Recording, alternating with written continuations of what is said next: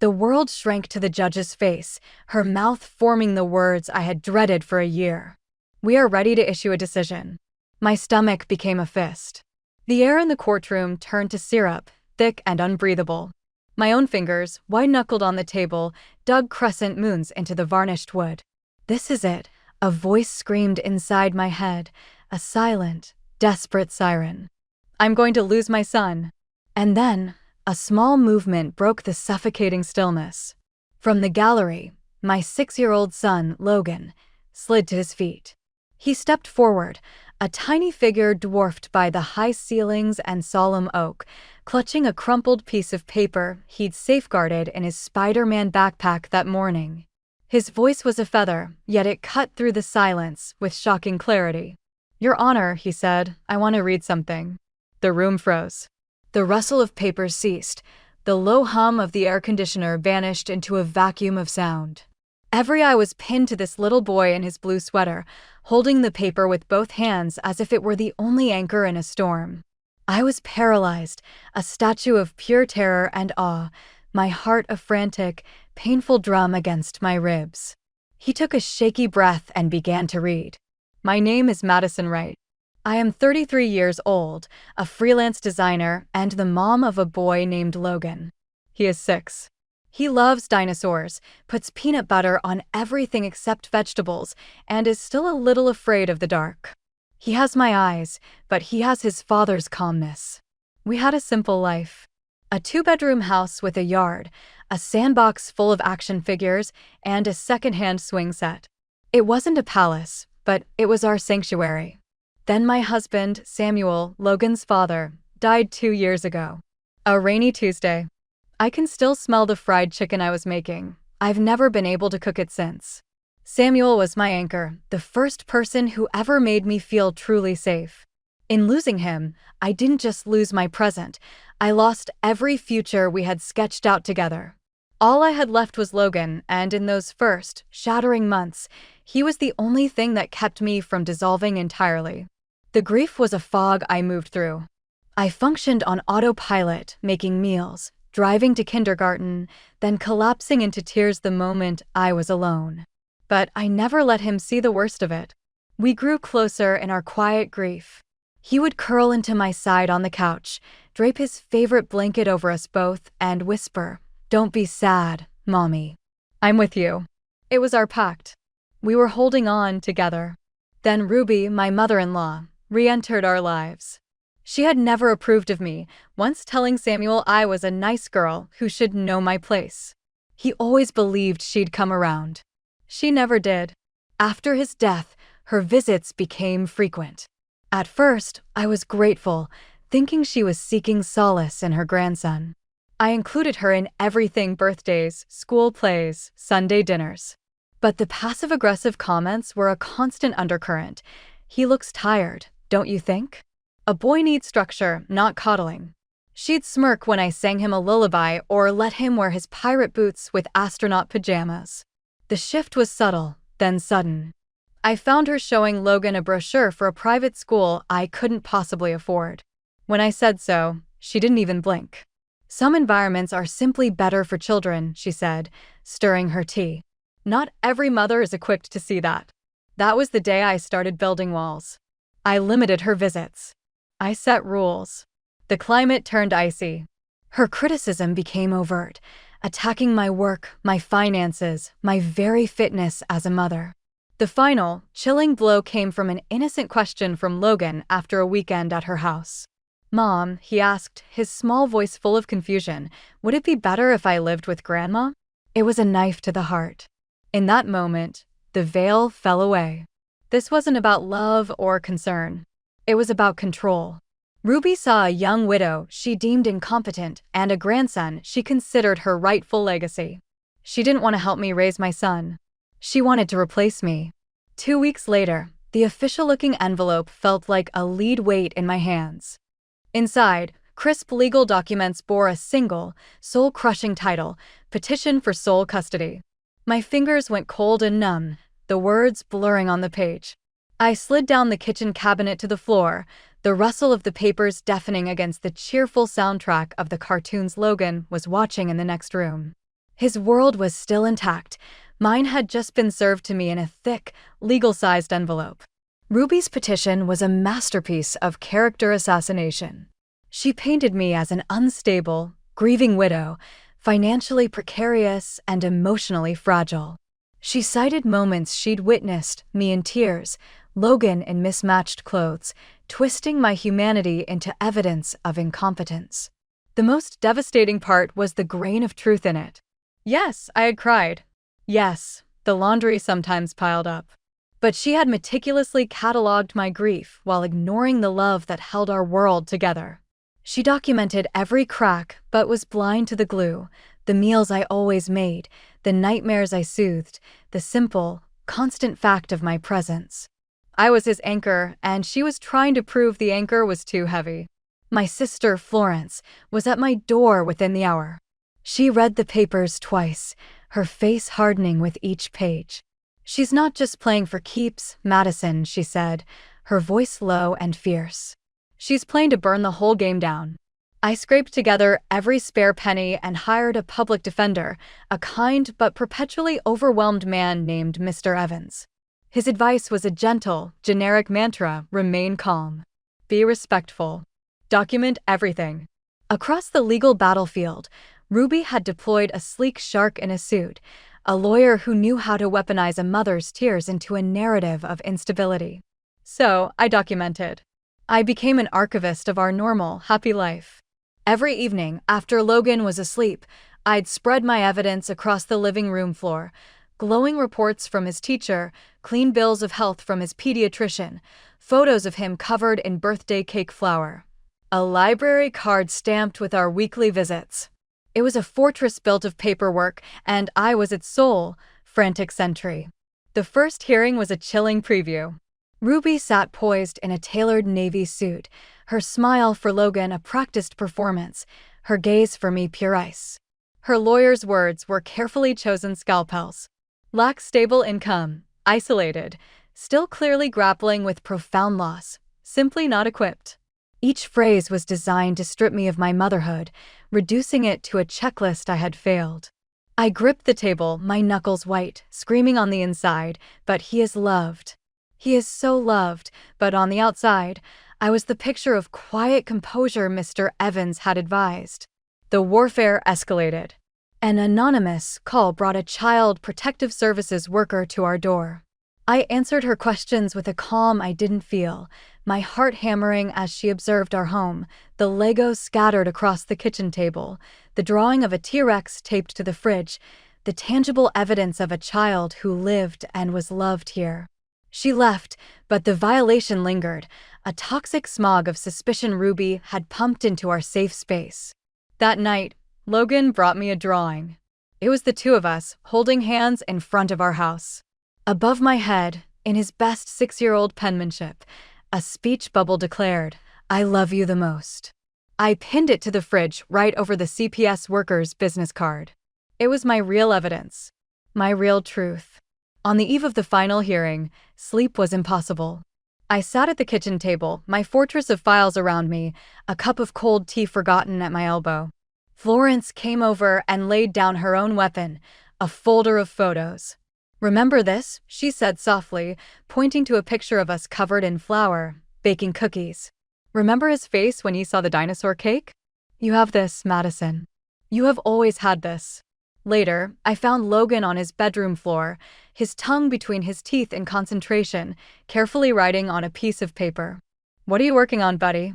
I asked, sinking down beside him. He looked up, his eyes far too old and serious. "A letter. For the judge. Just in case they don't know." My breath hitched. "Oh, honey, you don't have to do that." "I'm not being mean to Grandma," he assured me, with a wisdom that broke my heart. "I just want to tell them what it's like here. With you." He folded the paper neatly, a secret weapon tucked into his Spider-Man backpack. I wanted to stop him, to shield him from this battle he should never have had to fight. But as I pulled him into a tight hug, I knew this was his truth too. And he was ready to fight for it. The morning was the color of slate, a flat, oppressive gray that seemed to press against the courthouse windows. I dressed Logan in his favorite sweater, the dark blue one with the stegosaurus on the sleeve, and pulled his hair into the messy bun he liked. Every action felt sacred, a ritual against the coming storm. We sat in the back of the courtroom, a silent island of two. When Ruby arrived, the click of her heels was a punctuation mark in the hush, her lawyer trailing with a briefcase that looked like it held more than just papers. It held a future I couldn't afford. When our names were called, I stood beside my public defender, my knees weak. I focused on the solid weight of Logan's hand in mine until the last possible second. Ruby's lawyer was a study in cold efficiency. He spoke of trust funds, structured environments, and accredited schools.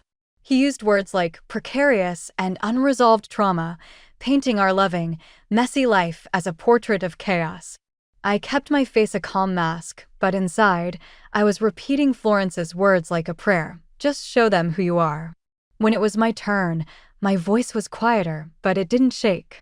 I spoke of our life not as a defense, but as a testimony. I described our Tuesday library trips, the way we built blanket forts on rainy afternoons, the sound of his laughter echoing through our small house. I didn't ask for sympathy. I presented the evidence of a child who was not just provided for, but profoundly loved.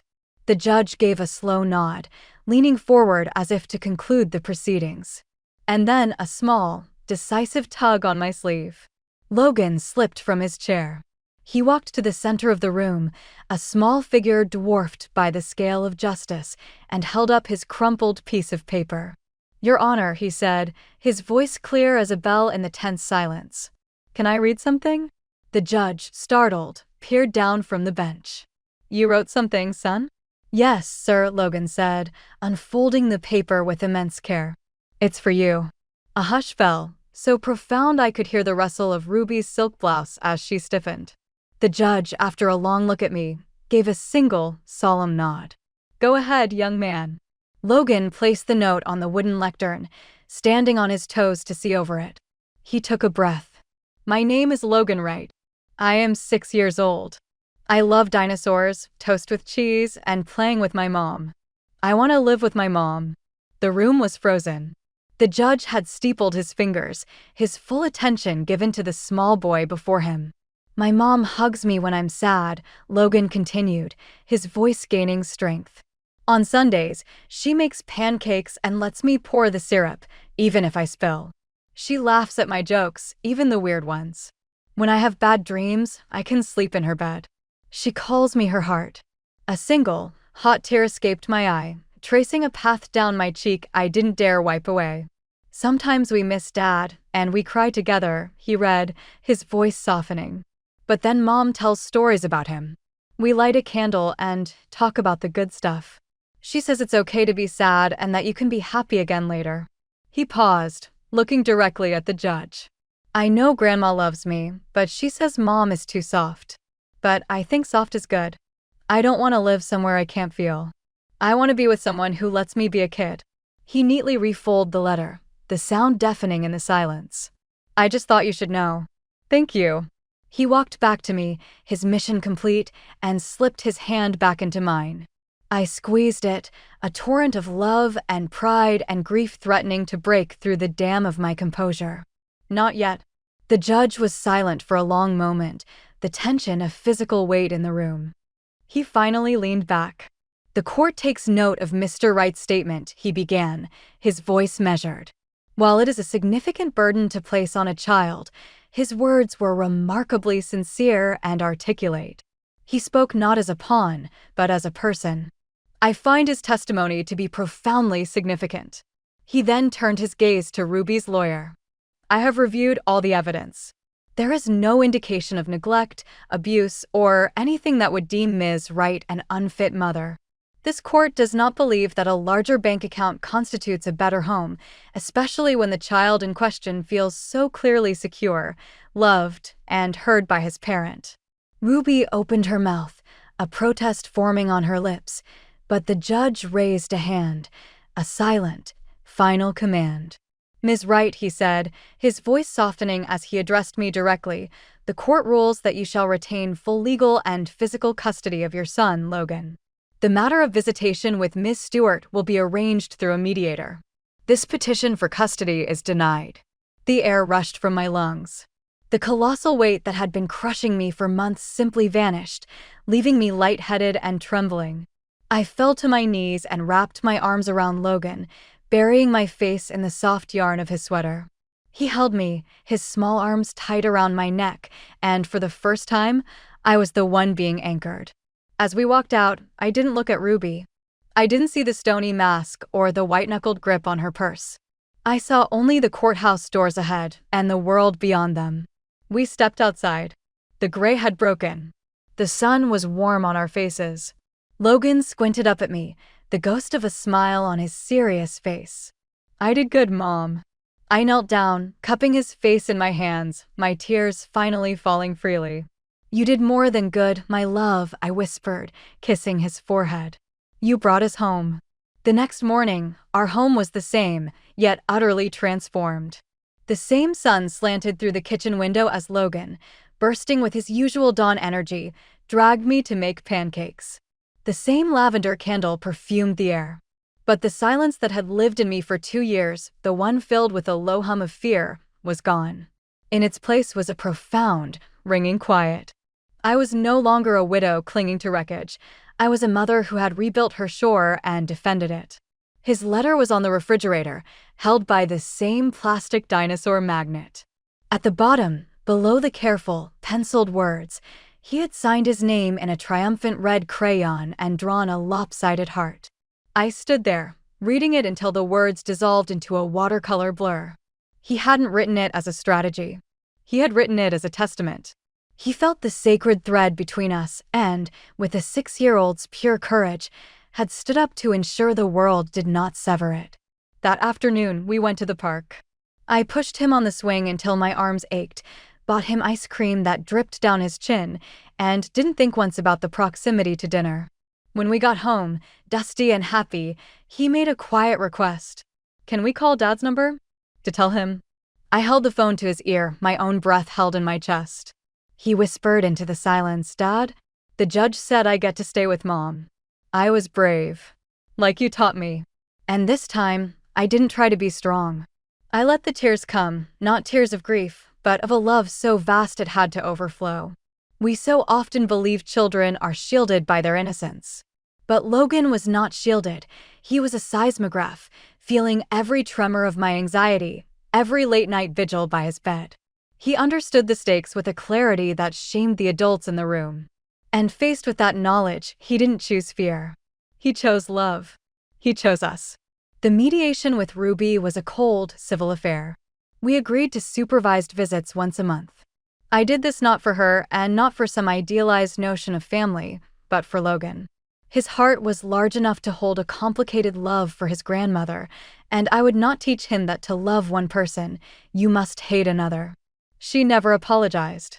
The absence of any remorse was its own kind of answer, but it was an answer that could no longer touch the core of who we were. This entire ordeal carved one indelible truth into my soul. Motherhood is not the cult of perfection. It is not a spotless house or a flawless resume. It is the stubborn act of showing up, exhausted and scared, and choosing love over and over. It is understanding that your softness is not a liability, but your child's first and safest harbor. Logan didn't need a CEO of a parent. He needed a home. And a home is built not of brick, but of embrace. Sometimes, in the deep, questioning silence of night, the old fear whispers. I pad down the hall and push his door open just a crack. There he is, a tangled constellation of limbs and blanket, his stuffed tiger clutched to his chest like a co-conspirator. And I breathe. We are okay. We are more than okay. We are whole. If you have ever fought for someone you love, you know this terrain. You know the cold taste of powerlessness and the fierce, unexpected fire that rises to meet it. You know what it is to be doubted, to be told you are not enough. But I hope you also know this. Your love is a force. It is the quietest, most powerful argument there is. Remember that. On the days the world feels heavy, remember that showing up is the victory. That softness is strength. That you are doing better than you know. And in the quiet of your own heart, I hope you find the same peace we finally found. The battle is over. We are home.